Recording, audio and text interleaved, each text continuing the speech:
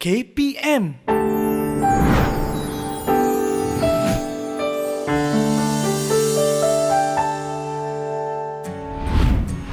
Ada orang kata, mata pelajaran STPM ni susah.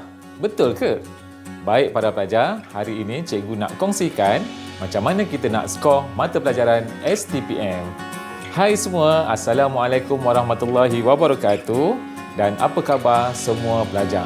Baik, hari ini bersama cikgu lagi dalam slot kaunselor anda Didik TV KPM. Sebelum itu, cikgu seperti biasa nak memperkenalkan diri cikgu. Nama cikgu ialah Muhammad Fazli bin Ahmad. Cikgu ialah guru bimbingan dan kaunseling di Kolej Tingkatan 6 Tunku Abdul Rahman Putra, Sabak Bernam, Selangor. Baik, para pelajar, seperti yang cikgu bagi tahu tadi, hari ini cikgu nak kongsikan tentang macam mana nak skor mata pelajaran STPM. Sebab apa? Sebab ramai kan bila dapat tawaran ke tingkatan 6, dia mulalah cakap, oh susahlah STPM ni, susahlah nak belajar dan sebagainya. Tapi apa pun yang kita buat, susah ataupun senang, dia adalah bergantung kepada diri kita sendiri. Itu sebab hari ini cikgu pilih satu topik iaitu macam mana kita nak skor mata pelajaran STPM. Baik, macam cikgu bagi tahu tadi, STPM ni susah ataupun senang. Bila sebut pasal susah ataupun senang, ada 3 perkara yang cikgu nak kongsikan. Okey, baik. Yang pertama, ia adalah bergantung kepada kemampuan individu. Yang ini kemampuan individu ni apa dia? Kemampuan individu ni maksudnya adik-adik, kalaulah kita dah bersedia nak berada di tingkatan 6, tentulah kita dah bersedia dari segala aspek. Macamlah juga kalau katakan kita masih lagi pelajar sekolah rendah. Contoh cikgu bagi pelajar darjah 2. Ni pelajar darjah 2 ni adik-adik kita ni kan nak menghafal sifir 2. Susah ke senang? Bagi adik-adik pelajar tingkatan pelajar darjah 2 ni, dia memanglah susah nak menghafal walaupun setakat sifir 2. Tapi dengan latihan, dengan apa orang kata, dengan kerja rumah yang dibuat, kemudian ada panduan daripada guru, maka sifir 2 itu menjadi mudah. Samalah juga keadaannya walaupun kita sudah berada di tingkatan 6 nanti, maksudnya susah ataupun senang itu bergantung kepada individu. Kalau katakan para pelajar STPM itu susah, memanglah dia akan jadi susah. Tapi ada perkara yang para pelajar perlu buat, iaitu kena latih, kena belajar, kena konsisten dengan apa yang cikgu ajarkan nanti. Baik, jadi susah ataupun tidak bergantung kepada individu itu sendiri. Jadi para pelajar janganlah cakap susah dulu. Kita cuba dulu, masuk dulu tingkatan 6, kita belajar dulu, kemudian kita cuba untuk memperbaiki diri kita. Kalau ada mana-mana yang terkurang, kita cubalah untuk perbaiki supaya kita dapat mengatasi kesusahan itu. Dekat sini adik-adik, kalau nak tengok kan para pelajar kan, kita kena pastikan bahawa kita perlu bersedia untuk mendapatkan apa orang kata perasaan ataupun feel yang baik apabila kita berada di tingkatan 6. Okey, baik. Yang kedua, adik-adik ataupun para pelajar yang masuk ke tingkatan 6, adakah betul-betul fokus ataupun tidak apabila berada di tingkatan 6 itu sendiri?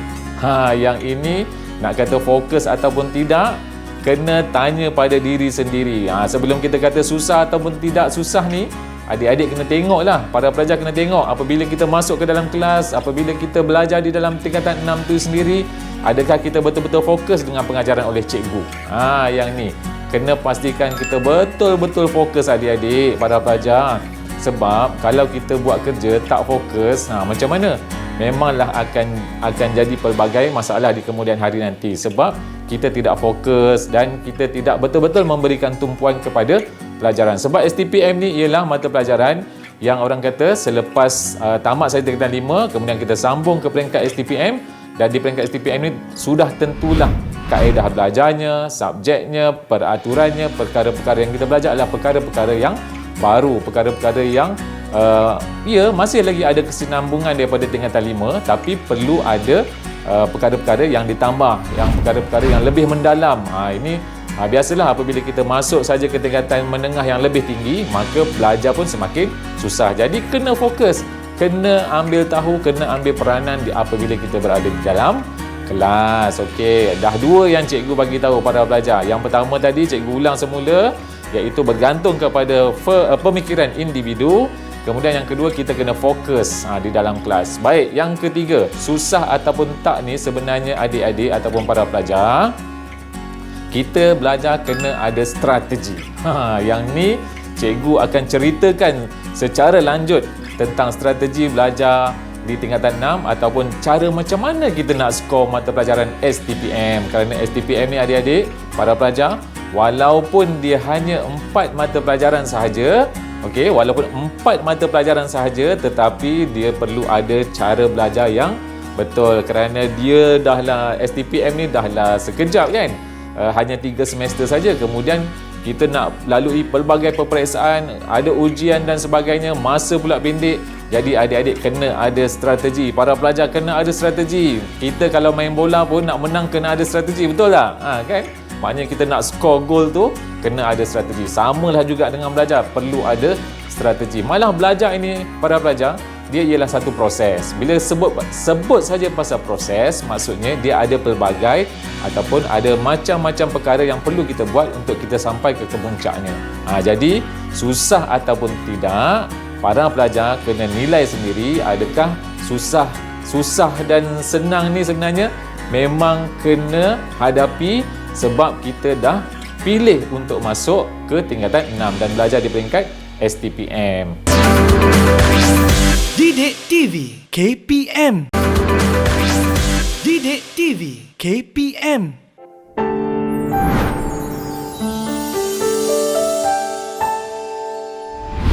Murid-murid, apabila kita dapat keputusan yang tak berapa baik pada semester 1, semester 2, jangan lupa satu perkara yang cikgu nak bagi tahu ni. Okey, apa dia? Apa dia agaknya? Yang ni para pelajar kena ingat bahawa ambillah peperiksaan ulangan. Bila dah tahu keputusan kita tak berapa baik, tak berapa cantik, ambillah keputusan untuk membuat peperiksaan ulangan. Okey, periksa ulangan ni nanti mulalah kawan-kawan cakap, kau repeat. Jadi nampaknya keputusan tak baik dah tu. Jangan. Sebenarnya anak-anak pelajar cikgu juga ada je yang dapat B tapi masih lagi mengulang. Kenapa mengulang? Sebab dia nak dapat A. Yang tu. Makna kata peperiksaan ulangan ni tidak semestinya untuk pelajar-pelajar yang gagal saja. Yang gagal dah tentulah. Yang gagal ni dapat C, dapat D, dapat F, memang wajib mengulang. Tapi kalau dapat B, nak mengulang tak ada masalah sebab ada kemungkinan para pelajar boleh dapat lebih baik selepas itu. Ini yang dikatakan baiknya peperiksaan ulangan untuk pelajar-pelajar lepasan STPM. Nak skor, kita nak skor mata pelajaran tadi, nak skor mata pelajaran tu, nak bagi cantik semua subjek, kita buat peperiksaan ulangan. Memanglah kena bayar, tak apa, tak ada masalah. Sebab itu ialah peluang masa depan kita. Peluang masa depan kita. Cikgu dah cakap awal para pelajar kena buat yang terbaik untuk STPM ni sebab inilah peluang untuk kita berjaya pada masa hadapan. Baik, apabila sebut tentang peperiksaan ulangan ni macam saya bagi tahu tadi, kalau kita dapat C, kalau kita dapat C tolak, kalau kita dapat D dan G, F, kenalah buat ulangan supaya keputusan kita nanti akan dapat keputusan yang terbaik. Para pelajar kena buat yang terbaik untuk STPM ni sebab inilah peluang untuk kita berjaya pada masa hadapan. Jadi gunakan peluang ini untuk kita buat dan kita ambil peperiksaan ulangan itu supaya akhirnya nanti keputusan peperiksaan kita akan jadi lebih baik. Jadi itu antara teknik ataupun tips macam mana kita nak skor mata pelajaran STPM kita.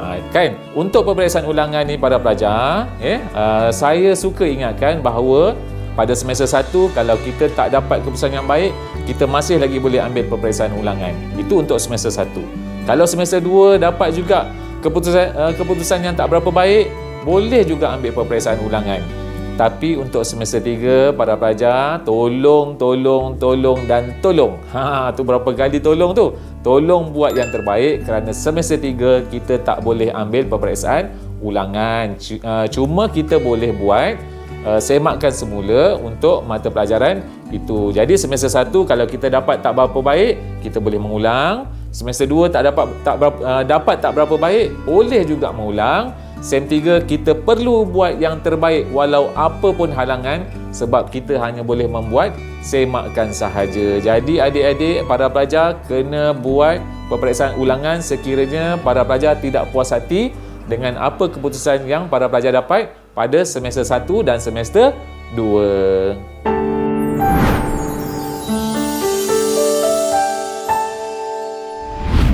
Okey, antara yang istimewa di tingkatan 6 ialah ada kerja kursus. Bila sebut kerja kursus ni macam tak berapa popular sangat.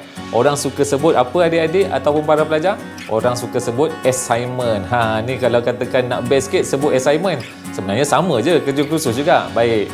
Para pelajar, setiap mata pelajaran akan ada kerja kursus. Jadi apabila ada kerja kursus, kenalah buat.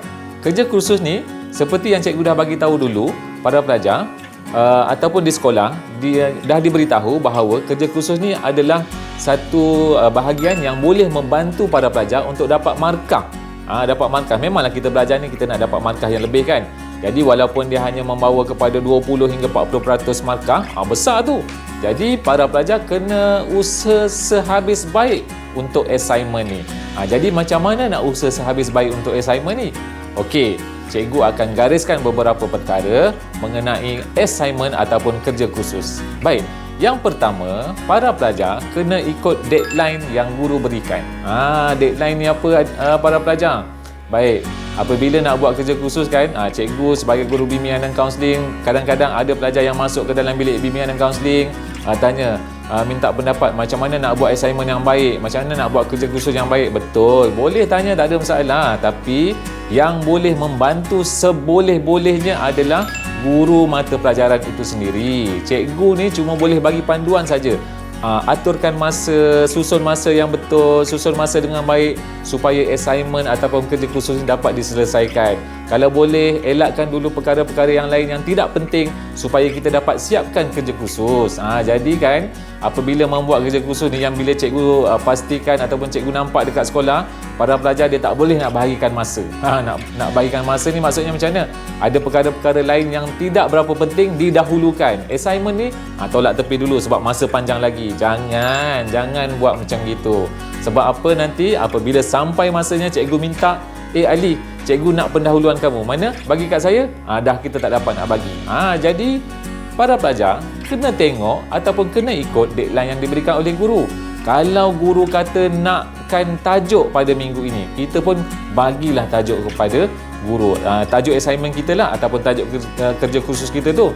Sebab hanya guru mata pelajaran sahaja yang tahu apakah kriteria yang baik untuk kerja khusus yang baik. Okey. Baik, jadi deadline cikgu ni kita kena ikut. Dia minta pendahuluan, kita bagi pendahuluan. Dia minta isi kandungan, kita bagi isi kandungan. Dia minta apa lagi? Dia minta graf dan sebagainya. Kita berilah apa yang cikgu minta berdasarkan kepada tarikh yang cikgu bagi. Kalau kita tertinggal, maka kita tak dapatlah ikut. Kemudian nanti akan melarat sampailah panjang. Tak boleh nak siapkan ikut deadline yang cikgu bagi. Ini banyak aduan daripada guru kan, ada kepada unit bimbingan dan kaunseling. Dia kata ada pelajar ni tak siap assignment, ada pelajar ni tak ikut assignment. Tak apa, sebenarnya kami ni sebagai guru bimbingan dan kaunseling tanya juga kepada para pelajar apakah masalah dan sebagainya. Mungkin ada perkara-perkara yang mengganggu dan sebagainya, tapi kalau tak ada apa-apa yang mengganggu, tolonglah ikut deadline cikgu. Sebab deadline cikgu tu memang dah ikut dah peraturan. Bulan ni kena buat apa, minggu ni kena buat apa, hari ni kena buat apa, supaya pada akhirnya nanti satu masa kita dapat hantar kepada guru satu assignment yang lengkap. Baik, jadi kena ikutlah deadline yang cikgu berikan untuk kerja kursus ni. Baik. Didik TV KPM. Didik TV KPM.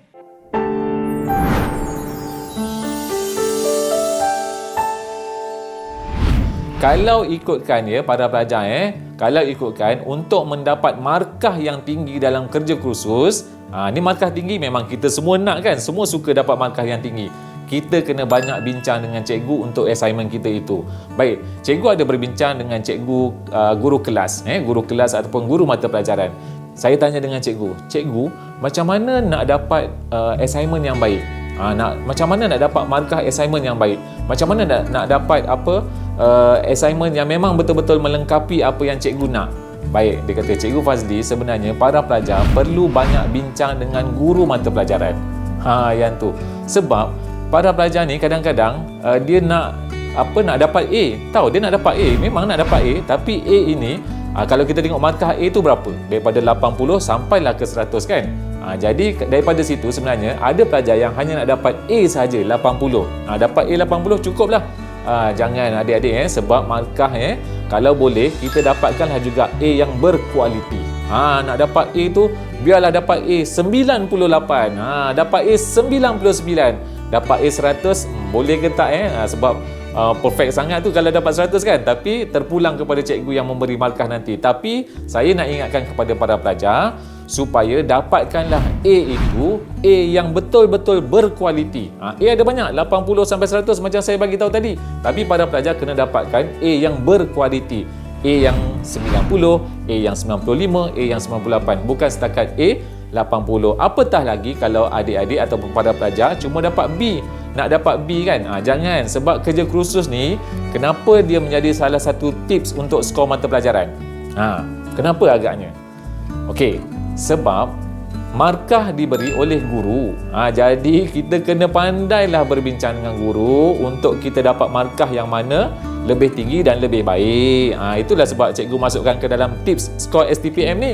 Sebab guru yang akan memberi markah kerja kursus, walaupun nanti akan disahkan oleh pihak MPM, tapi pemberi markah terbesar ialah guru. Jadi kena ikut apa yang diberikan oleh guru, kena banyak bincang, kena jumpa. Kalau tak tahu, jangan tak tahu, tak tahu diam sajalah, buatlah carian kat internet. Boleh nak mencari kat internet kan, tapi nanti tak kena pula apa yang cikgu minta. Lebih baik kita berjumpa dengan guru, dah alang-alang kita berada di sekolah ataupun di kolej tingkatan 6. Jadi jumpalah dengan cikgu, bincanglah dengan cikgu supaya markah tu kita dapat markah yang memang betul-betul terbaik, kerana markah kerja khusus ataupun assignment sangat-sangat membantu untuk lulus cemerlang dalam mata pelajaran STPM.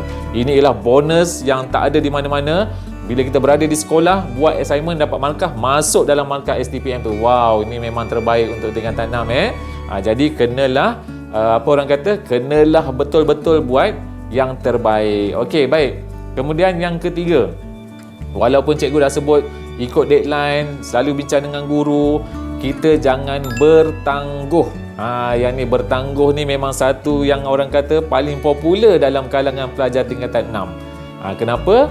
Sebab pelajar-pelajar tingkatan 6 ni kadang-kadang dia ada banyak aktiviti nak diselesaikan dalam masa setahun setengah. Jadi kalau ada perkara-perkara yang kurang penting, saya tak naklah sebut tidak penting sebab perkara ni bergantung kepada para pelajar kan. Mungkin bagi cikgu tak penting, bagi para pelajar itu adalah penting.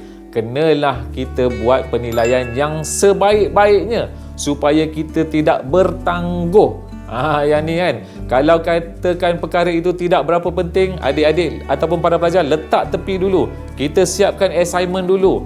Ini antara tips pelajar-pelajar yang berjaya dalam peringkat STPM apabila mereka ini tidak bertanggung. Sentiasa menyiapkan apa sahaja kerja yang diberikan oleh guru dalam masa yang ditetapkan. Okey, kerja kursus ni memang sangat penting, sangat orang kata sangat perlu komitmen para pelajar. Jadi kalau para pelajar tak betul-betul untuk atur masa, jadi nanti akhirnya saya takut para pelajar tak sempat nak siapkan. Okey, baik. Itu tentang kerja kursus.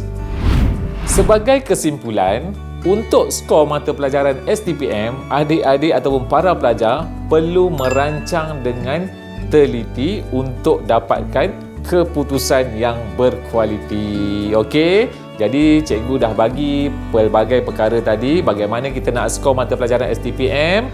Cikgu harap para pelajar boleh ikut dan boleh jadikan sebagai panduan supaya nanti akhirnya mata pelajaran STPM adik-adik ataupun para pelajar itu akan menjadi mata pelajaran yang berkualiti dan juga dapat keputusan yang terbaik. Baik, sebelum cikgu akhiri, cikgu nak juga pesan sekali lagi pada para pelajar semua, kalau ada apa-apa masalah, bincang terus dengan guru bimbingan dan kaunseling. Bincang terus dengan cikgu supaya masalah itu nanti tidak berlarutan dan kita dapat fokus kepada mata pelajaran STPM. Jadi itu sahaja adik-adik dan juga para pelajar. Terima kasih. Assalamualaikum dan bye-bye.